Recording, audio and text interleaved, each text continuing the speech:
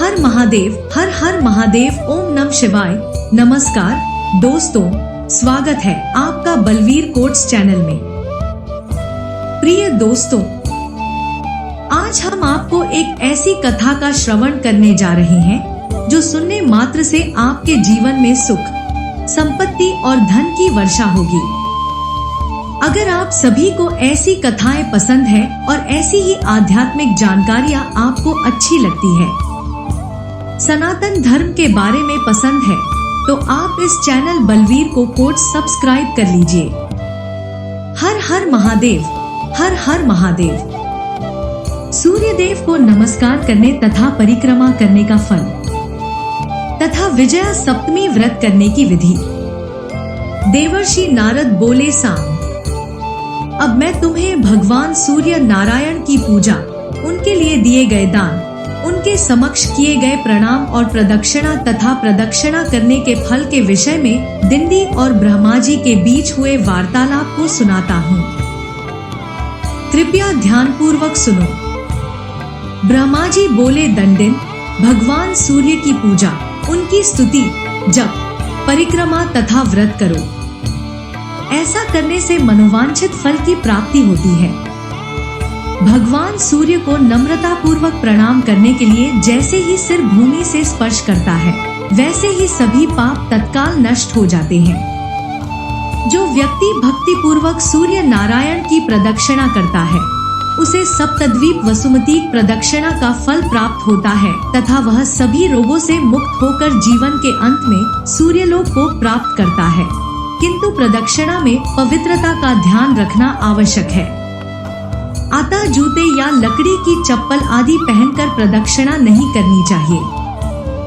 जो मनुष्य जूते या लकड़ी की चप्पल पहनकर सूर्य मंदिर में प्रवेश करता है, वह असिपत्रवन नामक घोर नरक में जाता है। जो मनुष्य षष्ठी या सप्तमी तिथि को उपवास करके या केवल एक बार भोजन करके भक्ति पूर्वक सूर्य भगवान की पूजा करता है, वह सूर्य लोक में निवास करता है। कृष्ण पक्ष की सप्तमी तिथि को लाल फूलों से सूर्य भगवान की पूजा करनी चाहिए और शुक्ल पक्ष की सप्तमी तिथि को कमल के फूलों और मोदक आदि से भगवान सूर्य नारायण की पूजा करनी चाहिए। ऐसा करने से भक्त सभी पापों से मुक्त होकर सूर्य लोक को प्राप्त करता है। दंडिन, जया, विजया, जयंती, अपराजिता, महाज्या, नंदा और भद्रा ये 7 प्रकार की सप्तमियां कहलाती हैं। यदि शुक्ल पक्ष की सप्तमी को रविवार हो तो वह विजया सप्तमी कहलाती है। इस दिन किए गए स्नान, दान, होम, व्रत, पूजा आदि शुभ कर्म बड़े बड़े पापों का नाश कर देते हैं। इस विजया सप्तमी त्रैमासिक में पंचमी तिथि को एक बार भोजन करें, षष्ठी तिथि को नक्षत्र का व्रत करें तथा सप्तमी को पूर्ण उपवास रखें। तत्पश्चात अष्टमी के दिन त्रैमासिक का पारण करें। इस तिथि को एक बार ही भोजन करें। इस दिन किया गया दान, हवन, देवताओं और पितरों का पूजन अक्षय फलदायी होता है। 12 रविवारों का वर्णन तथा नंदादित्य व्रत की विधि दिंडी ने ब्रह्मा जी से पूछा। ब्राह्मण जो मनुष्य पुनः इसका वर्णन करते हैं। आदित्यवार के दिन श्रद्धा और विश्वास के साथ सूर्य देव की पूजा करने वालों को क्या लाभ होता है, तथा आप मुझे उस दिन का महत्व अवश्य बताइए जिसके कारण 7वें दिन को विजया कहा जाता है। ब्रह्मा जी ने कहा, दिंडी, जो मनुष्य आदित्यवार का श्राद्ध करते हैं, वे 7 जन्मों तक निरोगी रहते हैं तथा जो नक्षत्र और आदित्य हृदय का पाठ करते हैं, वे निरोगी होकर सूर्यलोक को जाते हैं। एक प्रणिधाय मस्तक, भूमि को प्रणाम करे प्रणाम। तत्क्षण ही समस्त पाप नष्ट हो गए और मुझे कोई संदेह नहीं रहा। भविष्य पुराण के नाम से उपलब्ध स्तोत्रों में श्री आदित्य हृदय स्तोत्र बहुत लोकप्रिय है और प्राचीन काल में इसकी प्रसिद्धि इतनी थी कि महर्षि पराशर ने सूर्य की दशांतर दिशा में शांति के लिए इस स्तोत्र का सर्वत्र जप करने का निर्देश दिया है। यह स्तोत्र लगभग 200 श्लोकों का है। इसे पढ़ने से मनुष्य दुख, दरिद्रता और कोढ़ जैसे असाध्य रोगों से मुक्त होकर महासिद्धि प्राप्त करता है। भगवान सूर्य की महिमा, अर्घ्य देने की विधि आदि का सुंदर वर्णन है। इसका मंडलाष्टकम बहुत सुंदर है। इसका पाठ करने से भगवान सूर्य के प्रति आस्था उत्पन्न होती है। सूर्य उपासना में इस आदित्य हृदय का महत्वपूर्ण स्थान है।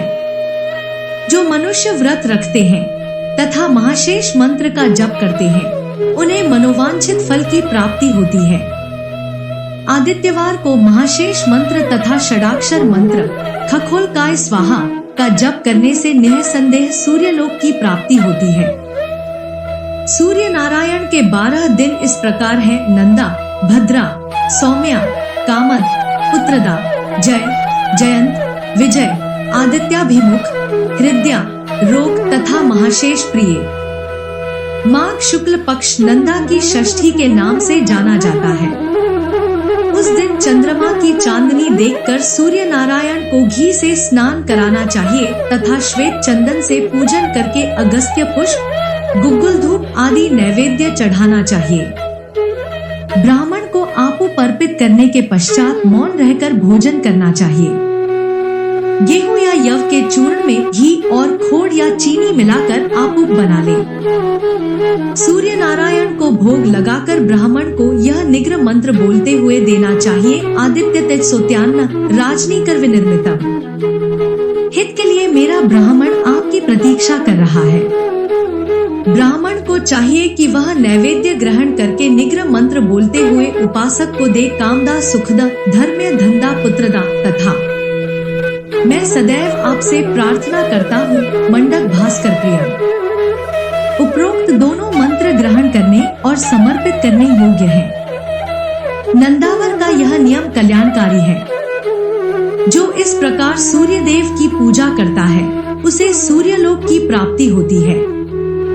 उसकी संतान कभी क्षीण नहीं होती, अर्थात पृथ्वी पर उसकी वंश परंपरा चलती रहती है और उसके वंश में दरिद्रता और रोग नहीं आते। सूर्यलोक को प्राप्त करके पुनर्जन्म में वह पृथ्वी का राजा बनता है। इस पूजन अनुष्ठान को करने या सुनने से भी कल्याण होता है तथा दैवी एवं अचल संपत्ति की प्राप्ति होती है।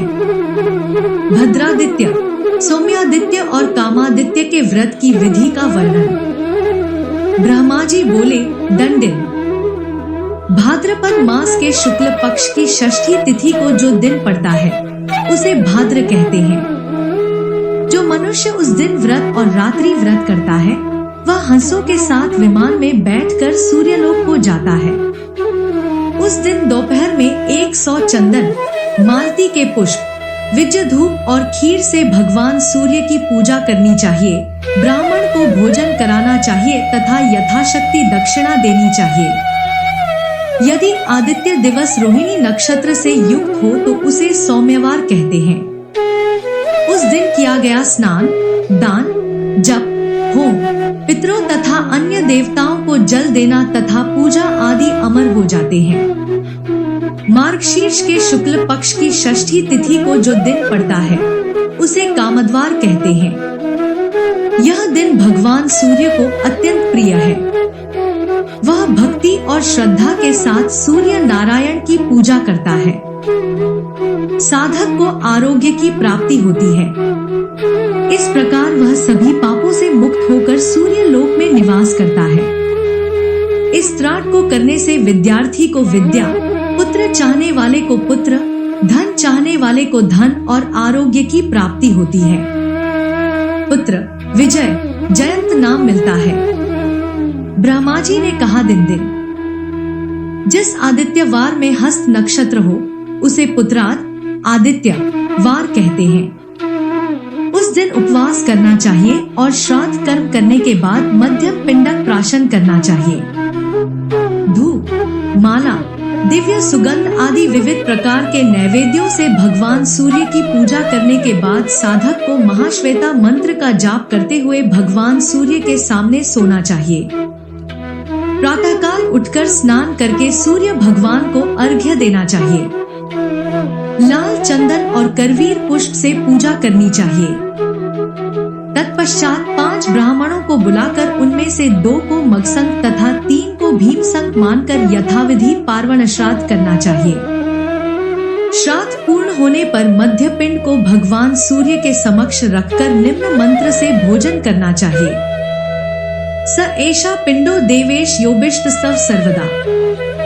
यदि तुम आश्रमी पश्यते हो तो तुम्हें संतान की प्राप्ति होगी। इस प्रकार पूजन करने से सूर्य नारायण अवश्य ही पुत्र प्रदान करते हैं। इस प्रकार व्रत करने से कामद्वार व्रत की सभी कामनाएं पूर्ण होती हैं।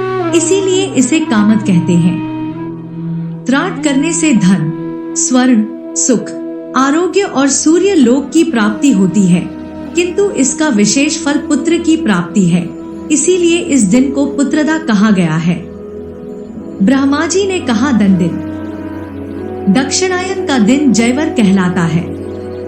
इस दिन व्रत, उपवास, स्नान, दान और जप करने से भगवान सूर्य के प्रति प्रीति अनेक गुना बढ़ जाती है। अतः सूर्य के प्रति प्रीति को 100 गुना बढ़ाने वाले ये नक्षत्र त्रातादि अनुष्ठान अवश्य करने चाहिए। यदि उत्तरायण का दिन रविवार को पड़े तो उसे जयंतवार कहते हैं। इस दिन दान और पूजन करने वालों को भगवान सूर्य 1000 गुना फल देते हैं। इस दिन व्रत रखकर भगवान सूर्य नारायण को घी, दूध और गन्ने के रस से स्नान कराकर केसर का लेप लगाना चाहिए और गुग्गुल की धूप जलाकर मोदक का नैवेद्य अर्पित करना चाहिए। इस प्रकार भगवान सूर्य नारायण का पूजन करके तिल से हवन करना चाहिए। तत्पश्चात यथाशक्ति मोदक, तिल तथा शष्कुली, पूरी ब्राह्मणों को खिलानी चाहिए। विजय, आदित्य अभिमुख तथा हृदय युद्ध व्रत की विधि। ब्रह्मा जी ने कहा दिशांदिन शुक्ल पक्ष रोहिणी, यह भय का नाश करती है। उस दिन सप्तमी तिथि को नक्षत्र सहित विजय संकल्प किया गया। किए गए पुण्य कर्मों का फल करोड़ों गुना होता है। मैं आदित्यवर कहता हूँ, वे सभी पापों का दंड देते हैं। माघ मास के कृष्ण पक्ष की सप्तमी तिथि, इस दिन को आदित्य भीमु कहते हैं, जो हृदय को बहुत प्रिय है। इस दिन रात्रि में उपवास रखकर प्रातः स्नान करके मंदिर में सूर्य नारायण की ओर मुख करके सुगंधित पुष्पों आदि से पूजा करनी चाहिए। इसके पश्चात आदित्य हृदय का 100 बार पाठ करना चाहिए अथवा लाल चंदन से बने खंभे की छाया में बैठकर सूर्य देव की ओर मुख करके शाम तक हृदय में भगवान सूर्य का ध्यान करना चाहिए तथा महाशेष मंत्र का जाप करना चाहिए। सूर्यास्त के पश्चात घर आकर यथाशक्ति शाम तक वहीं खड़े रहना चाहिए। इसके पश्चात ब्राह्मण को भोजन कराना चाहिए तथा स्वयं भी चुपचाप भोजन करके दक्षिणा देनी चाहिए। इसके पश्चात खीर खाकर चुपचाप सूर्य देव का स्मरण करते हुए स्वयं भी भोजन करना चाहिए। भूमि पर ही शयन करना चाहिए। इस प्रकार इस दिन लोग इस त्राता का विधिपूर्वक पालन करते हैं। व्रत रखने तथा श्रद्धा एवं विश्वास के साथ भगवान सूर्य की पूजा करने से भगवान सूर्य नारायण की कृपा प्राप्त होती है। जो कोई ऐसा करता है उसकी सभी मनोकामनाएं पूर्ण होती हैं। और यदि वह भगवान सूर्य के समान तेजस्वी और तेजस्वी हो तो उसका नाम हद्यवर है। उसे आदित्य का सम्मान और यश प्राप्त होता है। रोग और महाश्चित वर्त्राट की विधि। ब्रह्मा जी ने कहा दंडिन, यदि आदित्यवर को पूजन का विधान है, महाशेष की स्थापना। यदि उत्तरा फाल्गुनी नक्षत्र हो तो उसे रोगवर कहते हैं। इसके बाद सुगंधित पुष्प आदि से पूजन करें और इससे सभी रोग और भय दूर होते हैं। मंदिर के सामने एक वेदी पर सूर्य नारायण की मूर्ति स्थापित है। इस दिन सुगंध, पुष्प आदि से जो भी उपचार किए जाते हैं उनका पूजन आदि करें। तत्पश्चात स्नान करके भगवान सूर्य नारायण की पूजा करें। घी से तिलक हवन करें। ग्रहण के दौरान व्यक्ति रोगों से मुक्त हो जाता है और सूर्यलोक को प्राप्त होता है। महाश्वेता मंत्र का जप करते रहें और ग्रहण के बाद ऐसा होता है। मंदार के पत्तों से एक थाल बनाकर उसमें रख दें। अनुष्ठान समाप्त होने के पश्चात महाश्वेता ने पुनः स्नान करके रात्रि में भगवान सूर्य नारायण की प्रतिमा पर पुष्प चढ़ाए तथा ग्रहों के स्वामी भगवान सूर्य की पूजा करें। इसे शरीर के सामने रखना चाहिए तथा प्रातःकाल उठकर उन्हें भोजन कराकर यथाशक्ति उन्हीं पुष्पों से उनका पूजन करना चाहिए, दक्षिणा देनी चाहिए। तत्पश्चात मौन रहकर भोजन करें तथा फिर खीर खाकर त्राटक समाप्त करें। इस दिन किए गए शखान, दान, जप, होम आदि अनंत फल देने वाले होते हैं। दिन सूर्य ग्रहण के दिन यदि समस्त पाप और भय दूर हो जाए तो उसे महाश्चेतवर कहते हैं। यह सूर्य को अत्यंत प्रिय है। जो व्यक्ति उस दिन पवित्रता के साथ व्रत रखकर तथा भक्ति पूर्वक सुगंधित पुष्प आदि अर्पण करके भगवान सूर्य नारायण के इन 12 दिनों का वर्णन पढ़ता या सुनता है, वह भगवान सूर्य को प्रिय हो जाता है। सूर्य नारायण की पूजा करने के पश्चात महाश्चेत्व मंत्र का जप करें। और जो मनुष्य इन अनुष्ठानों को नियमित रूप से करता है, तत्पश्चात महाश्वेता और सूर्य नारायण की पूजा करता है, वह धर्म, अर्थ, काम और चंद्रमा के समान हो जाता है। सूर्य देव की पूजा तथा उन्हें विविध औषधियां तथा फल आदि अर्पित करने का महत्व।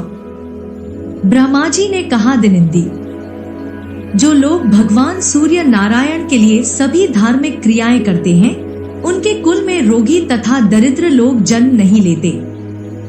जो व्यक्ति भक्ति पूर्वक भगवान सूर्य के मंदिर को गाय के गोबर से लीपता है, वह तुरंत ही सभी पापों से मुक्त हो जाता है। जो व्यक्ति मंदिर को गाय के गोबर या पीली मिट्टी से लीपता है, उसे मनोवांछित फल प्राप्त होते हैं। जो व्यक्ति व्रत रखता है तथा विविध प्रकार के सुगंधित पुष्पों से सूर्य देव की पूजा करता है, उसे सभी मनोवांछित फल प्राप्त होते हैं। जो व्यक्ति घी या तिल के तेल से मंदिर में दीपक जलाता है, उसे सूर्यलोक की प्राप्ति होती है तथा जो चौराहे, तीर्थ स्थान, मंदिर आदि में सूर्य नारायण के लिए दीपक जलाता है, उसे तेजस्वी रूप की प्राप्ति होती है। जो व्यक्ति भक्ति पूर्वक सूर्य नारायण के लिए दीपक जलाता है, उसकी मनोवांछित कामनाएं पूर्ण होती हैं तथा वह देवलोक को प्राप्त होता है।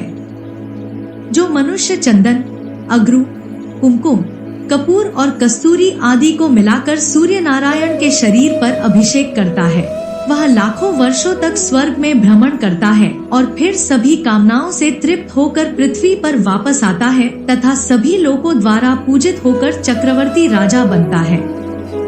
जो मनुष्य चंदन और जल मिश्रित पुष्पों से सूर्य को जल अर्पित करता है, वह अपने पुत्र, पौत्र और पत्नी सहित स्वर्ग में पूजित होता है।